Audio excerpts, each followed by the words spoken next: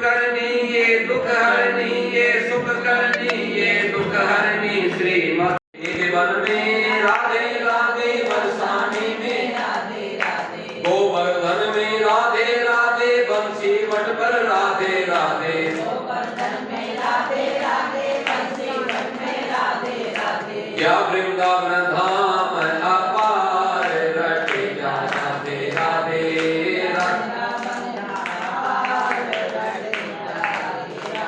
या वृंदावन धाम अपार, लीला नहीं जानत गुरु चेला, हार गए गुरु चेला, हार गए गुरु चेला। राधा राधा नामल बेटी सरकार जपे जा। हरि प्रेमियों, यहाँ पर राजा परीक्षित ने कलयुग को क्यों छोड़ दिया, ये प्रश्न जो है आज भक्ति महारानी नारद जी से कह रही हैं। जब नारद जी ने कहा कि कलयुग का दोष है कि संत बन गए, घर जब त्याग ही दिया, जब संत बन गए तो पाखंड क्यों करते हो? कहते भाई ये कोठी बंगले किसके हैं? कहते त्यागी जी के हैं। भाई जब तुमने संसार को त्याग दिया तो फिर कोठी बंगले तुम्हारे कहां से हो गए? किसी ने पूछा कि ये बच्चे किसके शोर मचा रहे हैं कथा में, इस मंदिर में कथा में बच्चे किसके शोर मचा रहे हैं? किसी ने कहा कि ब्रह्मचारी के बच्चे खेल रहे हैं। अरे जब तुम ब्रह्मचारी हो तो बच्चे क्यों पैदा करे? ब्रह्मचारी तो नर नारी से दूर रहते हैं, तो बच्चे बिना नर नारी के स्पर्श से कैसे होंगे तुम्हारे? तो ये कलयुग का प्रभाव है।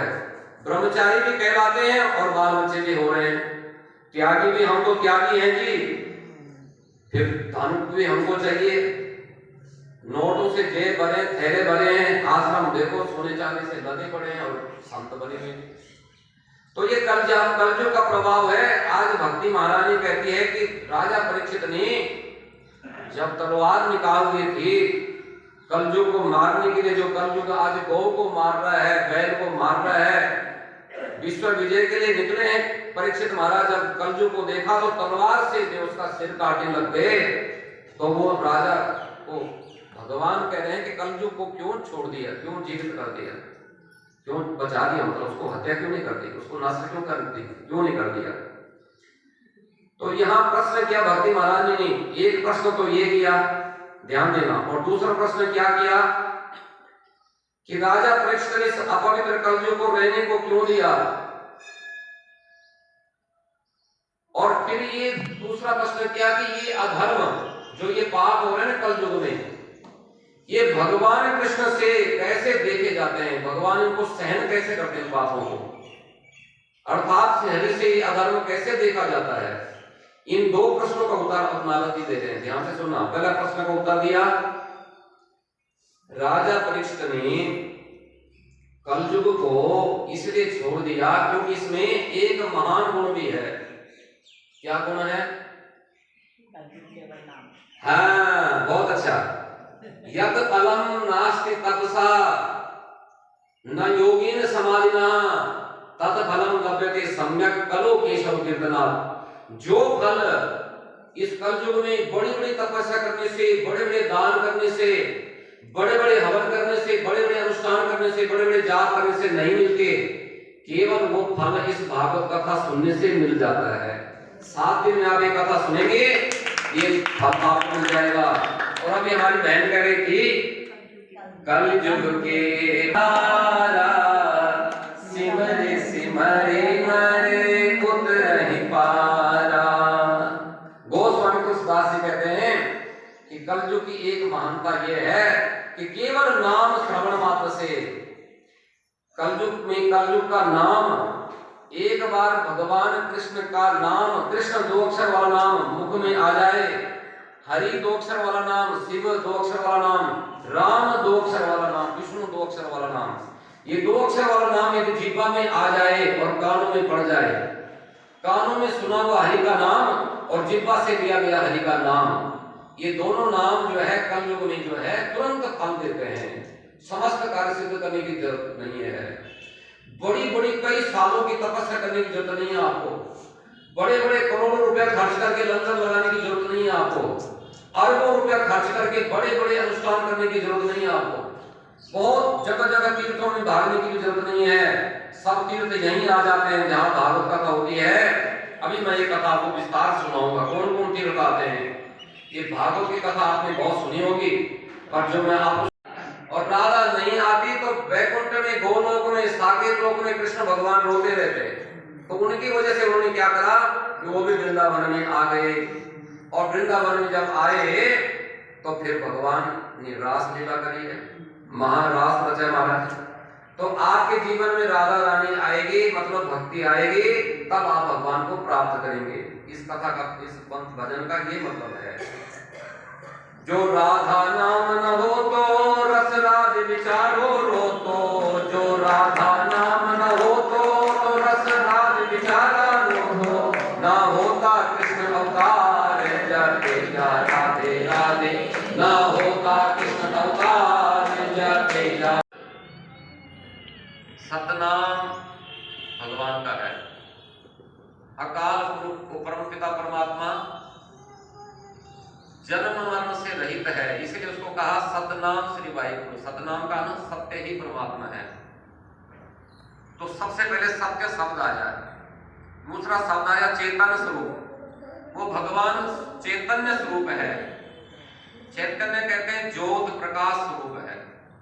हर समय उस परमात्मा से प्रकाश प्रकट हो रहा है, अंधकार अज्ञान मिट रहा है, और प्रकाश जो सूर्य में प्रकाश दे रहा है, चंद्रमा में प्रकाश दे रहा है, अग्नि में प्रकाश दे रहा है, वो प्रकाश भगवान से ही प्रकट हो रहा है। इसलिए वो भगवान चेतन स्वरूप है।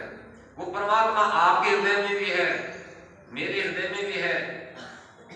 84 लाख योनियां जीव जंतु जितने भी हैं, सब में वो परमात्मा चेतन स्वरूप से है। चाहे वो वृक्ष के रूप में है, चाहे पेड़ पौधा के रूप में है, चाहे पक्षी के रूप में है, चाहे वो जीव के रूप में है, विषाणु के रूप में है, कीटाणु के रूप में है, किसी भी प्रकार से, जल में रहने वाला, थल में रहने वाला, आकाश में रहने वाला, जल चर थल चर नभ चर नाना, जे जड़ चेतन जीव जहाना।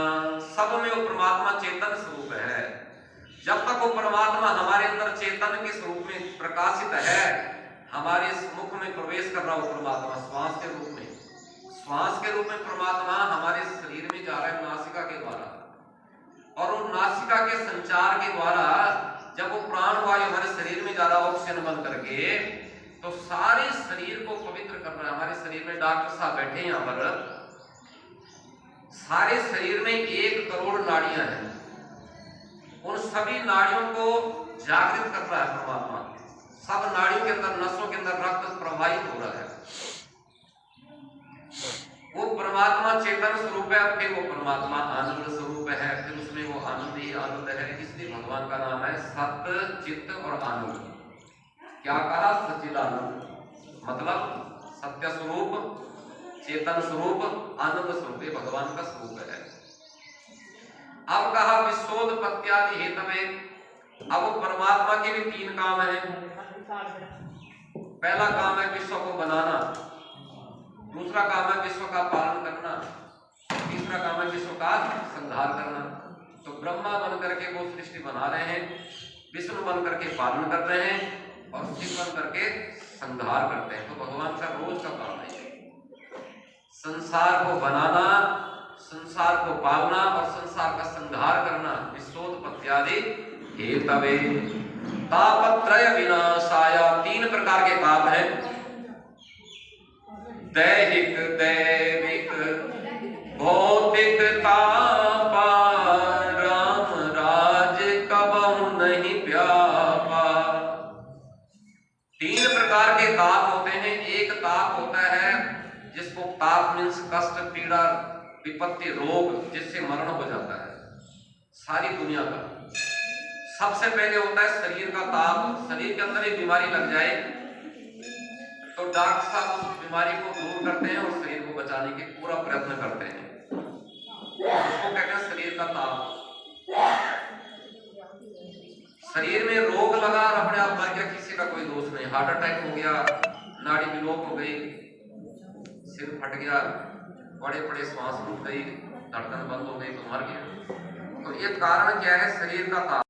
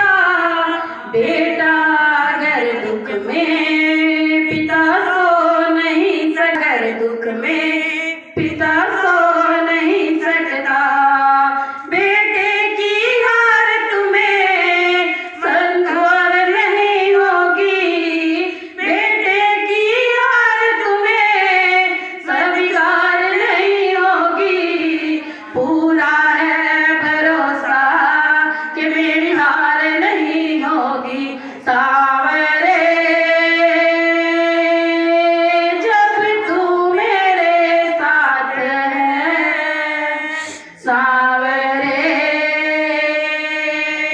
सर पे तेरा हाथ है, तूफान हो पीछे या काल हो आगे, कह दूंगा मैं उनसे मेरा शाम है सागे, कह दूंगा मैं उनसे मेरा शाम है सागे।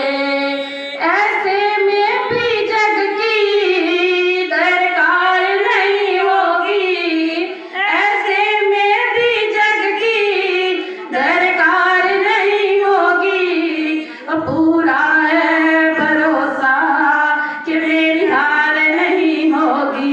सांवरे जब तू मेरे साथ है, सांवरे सर पे तेरा हाथ है, ये प्रार्थना दिल की बेकार नहीं होगी, ये प्रार्थना दिल की बेकार नहीं होगी, पूरा है भरोसा कि मेरी हार नहीं होगी। सांवरे जब तू मेरे साथ है, सांवरे सर पे तेरा हाथ है। बोलो बाकी बिहारी।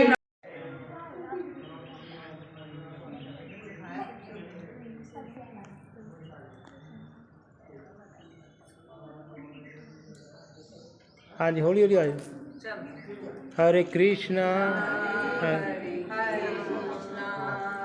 हरे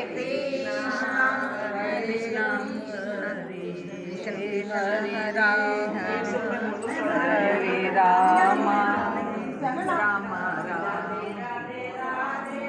हाँ जी सर की कहूँगी। जय श्री राम।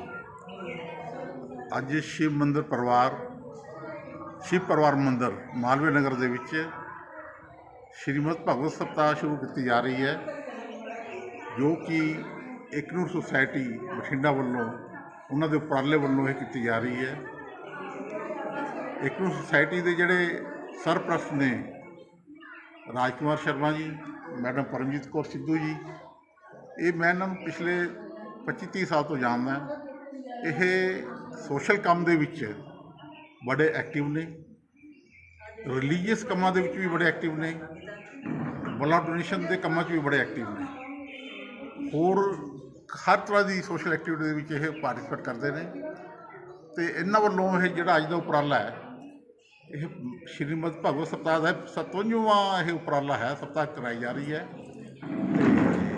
ਅਤੇ ਇਹ ਵਧਾਈ ਦੇ ਪਾਤਰ ਨੇ ਇਸ ਕੰਮ ਲਈ, ਜੋ ਕਿ ਸੁਸਾਇਟੀ ਦੇ ਵਿੱਚ ਇਹਨਾਂ ਉਪਰਾਲਿਆਂ ਦੇ ਨਾਲ ਇੱਕ ਰਿਲੀਜੀਅਸ ਭਾਵਨਾ ਜਾਗਦੀ ਹੈ ਅਤੇ ਲੋਕ ਇੱਕ ਦੂਜੇ ਦੇ ਨਾਲ ਜੁੜਦੇ ਨੇ। ਸੋ ਮੈਂ ਇਹਨਾਂ ਨੂੰ ਬਹੁਤ ਬਹੁਤ ਵਧਾਈ ਦਿੰਦਾ ਅਤੇ ਕਾਮਨਾ ਕਰਦਾ ਕਿ ਇਹਨਾਂ ਦਾ ਜਿਹੜਾ ਇਹ ਉਪਰਾਲਾ ਹੈ ਇਹ ਸਫਲ ਹੋਵੇ, ਪੂਰੀ ਤਰ੍ਹਾਂ ਸਕਸੈਸ ਹੋਵੇ। ਧੰਨਵਾਦ। हाँ जी मैडम की कहूँगे आज ਅੱਜ ਏਕਨੂਰ ਵੈਲਫੇਅਰ ਸੁਸਾਇਟੀ ਵੱਲੋਂ ਜੋ ਮਦ ਭਾਗਵਤ ਕਥਾ ਦਾ ਸਪਤਾਹ ਸ਼ੁਰੂ ਕੀਤਾ ਹੈ ਗਣੇਸ਼ਾ ਬਸਤੀ मालवीय नगर ਮਾਲਵੀਆ ਨਗਰ ਪ੍ਰਾਚੀਨ ਸ਼ਿਵ ਮੰਦਰ। ਸੋ ਇਹਦੇ ਵਿੱਚ ਇਹ ਇੱਕ ਹਫ਼ਤਾ ਚੱਲਣੀ ਹੈ।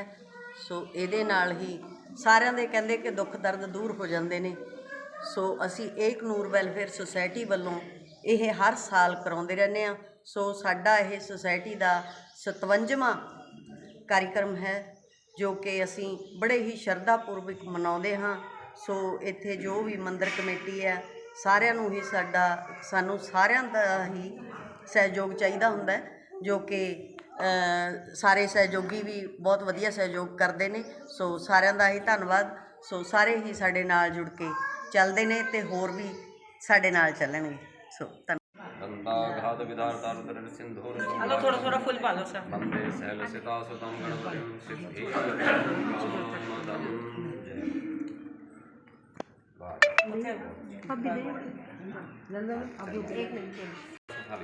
आदर का कलश चलो